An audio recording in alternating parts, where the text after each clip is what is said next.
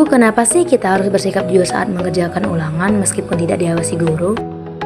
Ya nak, ibu akan jelaskan penjelasannya sebagai berikut ya.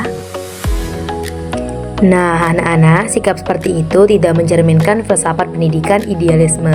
Karena sikap yang mencerminkan filsafat pendidikan itu menekankan pada sikap jujur, bernilai moral, beretika, dan juga berkarakter sebagai tujuan pendidikan.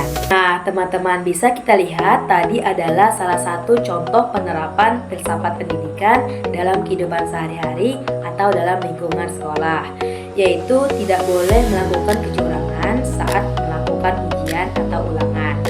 Nah, contohnya tadi tidak boleh mencontek. Jadi, kita akan membahas lebih jauh apa sih itu filsafat pendidikan dan juga apa sih itu teori manajemen pendidikan. Mari kita mengenal apa itu filsafat pendidikan dan teori manajemen pendidikan.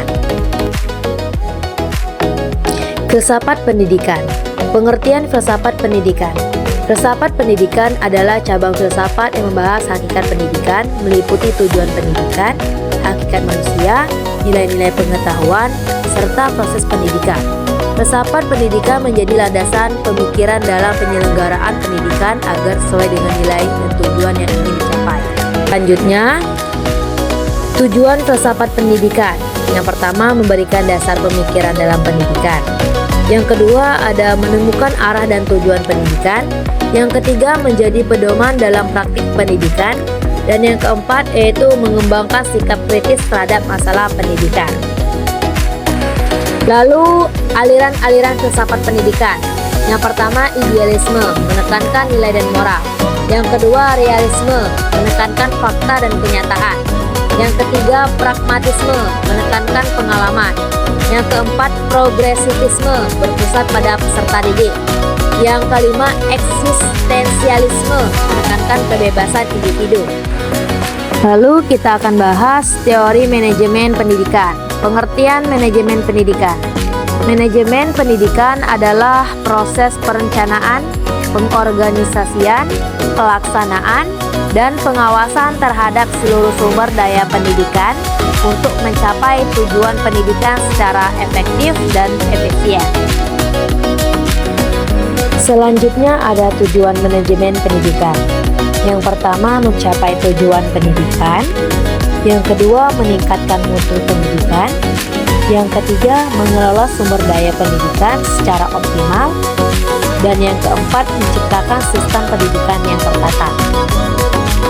Lalu, fungsi-fungsi manajemen pendidikan.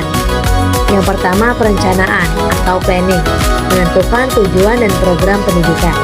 Yang kedua, pengorganisasian atau organizing, pembagian tugas dan tanggung jawab.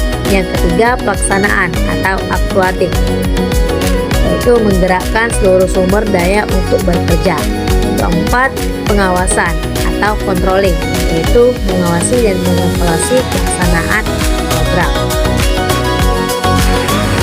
Yang terakhir, penutup. Filsafat pendidikan berfungsi sebagai landasan nilai dan arah pendidikan. Sedangkan teori manajemen, yaitu pendidikan berperan sebagai alat pengelolaan agar tujuan pendidikan dapat tercapai secara optimal.